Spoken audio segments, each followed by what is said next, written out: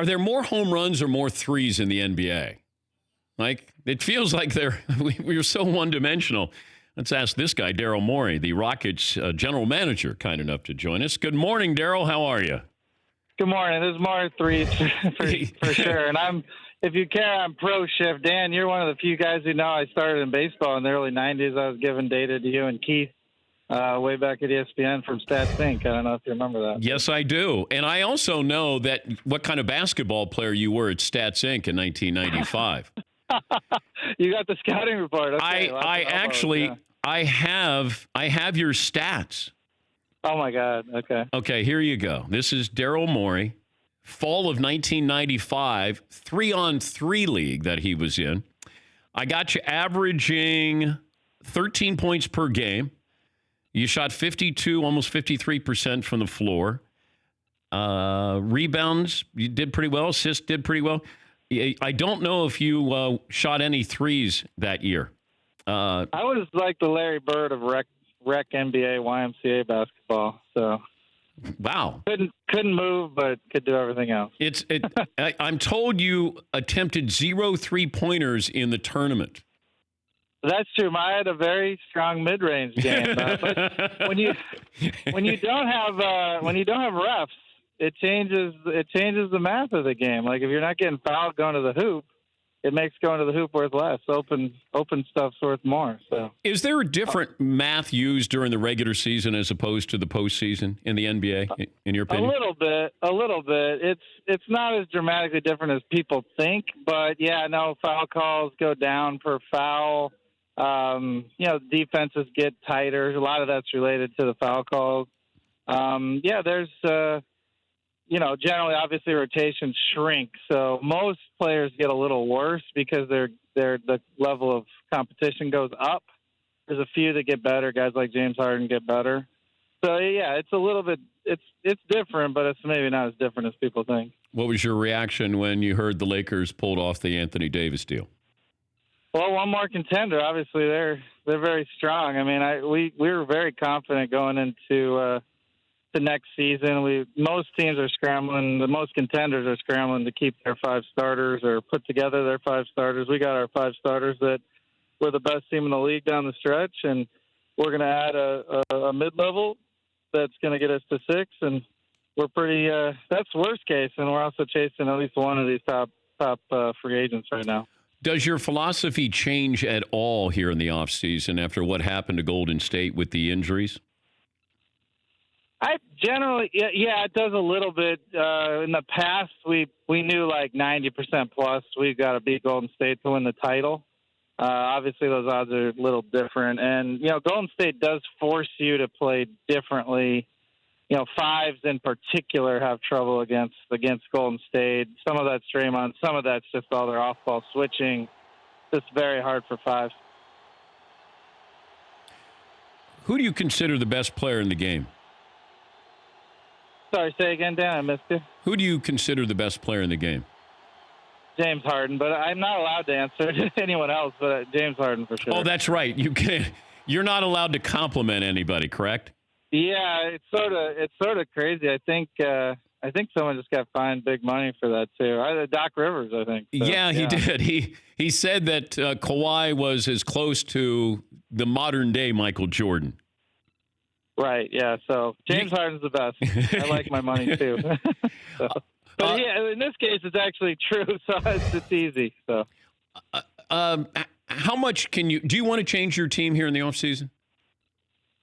So I think, obviously, we're very aggressive. Actually, I called Woj after his story came out saying we're changing everything. And I was like, really? Is that news that we're going to be aggressive to try and get better and do a trade if it makes sense? But I had to tell Woj he was right. It was news, apparently.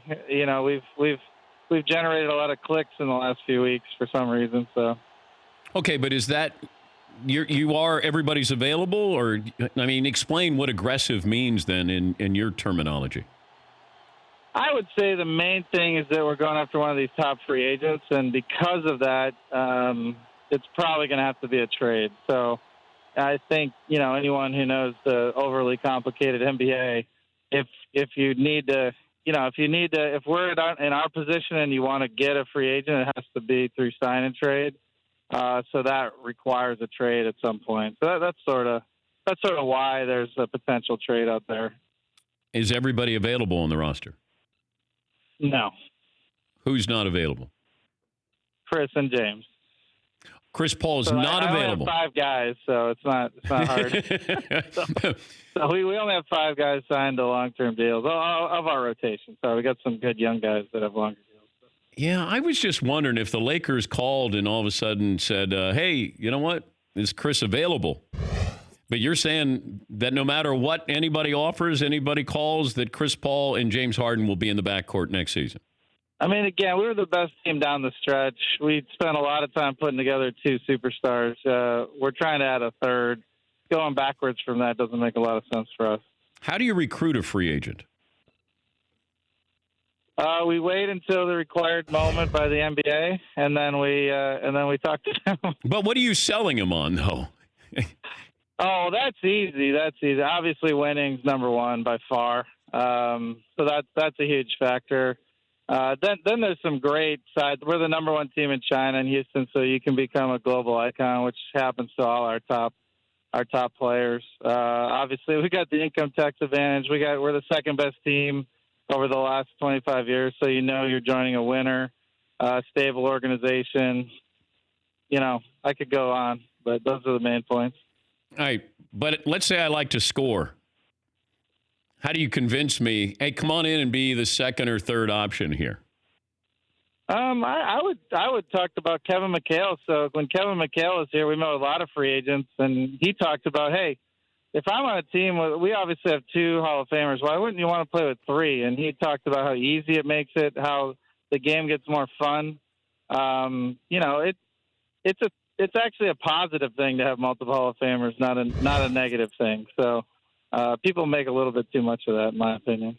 Do you guys shoot too many threes? No, I don't. It's hard to say that. All we're doing is shooting the same number of jumpers that people shot in the past. We're just stepping back a few feet usually. So it's really the same. I don't know why it's fine for people to miss 18-footers, but it's somehow a problem when you're missing them farther out. So I've never really understood the focus on it personally. But Golden State, it feels like they're not shooting as many threes as they used to. Why is that? They are shooting less. They're a little like us with Chris Paul. Chris Paul's like one of the all-time elite mid-range shooters, but so are multiple guys on the Warriors. So I think the best thing a coach can do is use his personnel. So guys like James and Chris are good in the mid-range. They're obviously good from 3 too. So we're just trying to come down the floor and score the most points possible. Often that's from 3. Most often it's getting to the line, but sometimes it's the open mid-range shot, especially later in the clock. We're talking to Daryl Morey, the Rockets GM, joining us, Dan Patrick Show. We love it. Every league is a copycat league. When we see somebody be successful, then teams try to emulate that. And now you have the Toronto Raptors. Is that a style that can be emulated? That's going to be a tough one. Masai did an unbelievable job with aggressive trades. Actually very similar to what we're talking about. He did an unbelievable job with bench depth. Obviously, you got to have a little good fortune. I talked to Masai, even he said that, and that, they needed a ball to bounce in to beat Philly.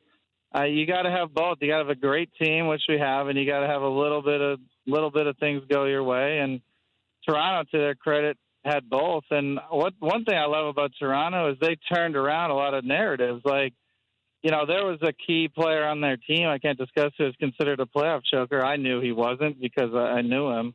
And he had a massive playoff run. Generally those narratives are just, people look at the result, find out what happens, and then they write their stories after, and they try to make it seem like everyone knew before. Does his name rhyme with Style Bowery?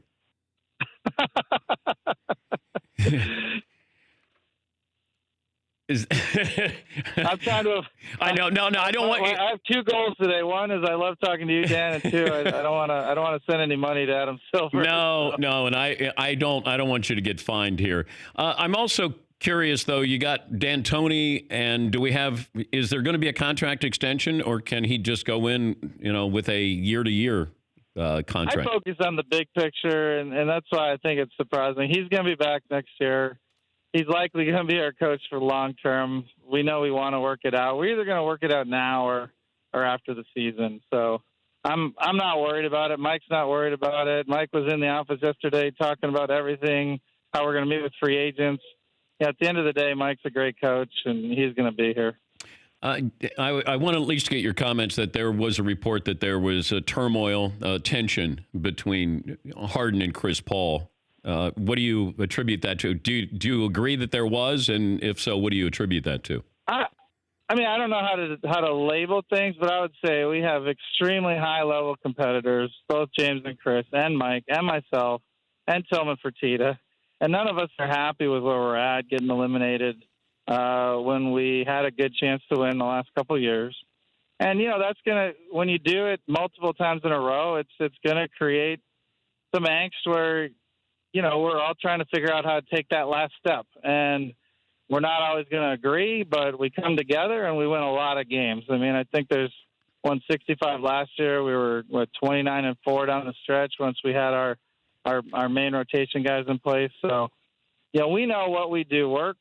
We now want to get it to work all the way to the finals. And, that last step is how do we do it is what's maybe creating some of the the competitive level we got right now. Yeah, and I was watching the roster, and I agree with you. I wouldn't break this up. If you're all in and you're going to try to win a title in the next 3 years with Chris Paul there, it just felt like you needed a mid-range jump shooter. I don't know. It felt like it was all or nothing with this team later in the season in the playoffs, and I don't know how you go out and say, hey, we're looking for a mid-range jump shooter, but it felt like you missed that a little bit. Or am I reading too much into it? Yeah, I personally wouldn't agree with that. Here's the thing. Obviously, we can use an elite player that plays on three levels, and I think, one of the free agents we're hoping to chase is like that. But, for me, that's not the focus. Look, there's people forget only one team wins. No one forgets that, but only one team wins, and there's lots of different ways to lose,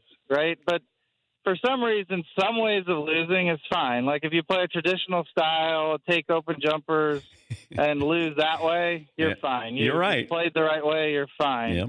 And you're one of the 18 teams that are, or the 12 teams that didn't even make the playoffs, or 14, right? Usually they're playing a traditional style. Just because we played different, people go like, oh, that one team that played different couldn't. Everyone said Golden State couldn't win until they won, right? I mean, obviously, your buddy Charles was pretty vocal about that no one who just shoots threes could win, and Golden State can't win. And then they won, and now everything's flipped. And as soon as we win playing the way we do, everyone will say it's fine. So if you win 60 games, you can win the title. I promise you. That's been the rule throughout history, and we won 60. We're on a 60-win pace. We feel the mid-level added to our starters. We're a 60-win team. We can win the title. Will we win it? Obviously less than 50%, because that's true of every team going into next year. But we feel like we're the favorites in the West going into next season, and that should be the story. If you had the number one pick in the draft, who would you take? Well, I think I can answer that. I know. I don't think you have any draft picks, do you, Daryl? I'm gonna be safe, but the consensus number one guy is very much the consensus number one guy. I don't think that's a hard one. One of the easier number one picks in a while, I think. So.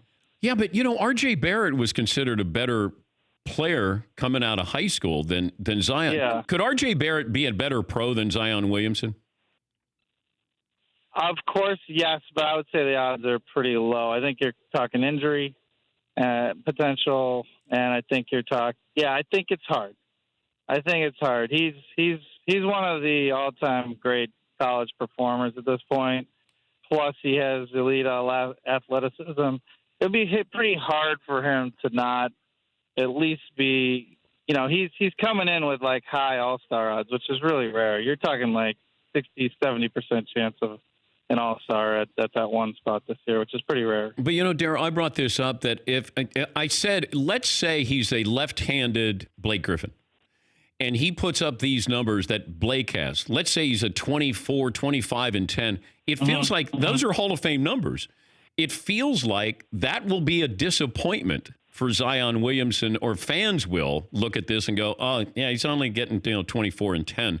Whereas Blake Griffin is carving out a Hall of Fame career. And I look at him, Zion, explosive like him, got to work on that mid-range jumper. But, averaging 24 and 10, that's Larry Bird stuff. You're right that it's not. The key will be what impact can he make at whatever position he ends up defending primarily. And if he can't be at least an above-average defender, then you're right. Then he won't be one of the top few players in the league. Like, you can't just be all offense. You have to be an impactful, at least to an average-level defender. I think he will be. But you're right. There have been guys who put up numbers and aren't an impact on defense and therefore aren't good enough to win the title. Do you think Harden could stop me if I had 10 tries? You wouldn't get the ball above your weight. He's unbelievable.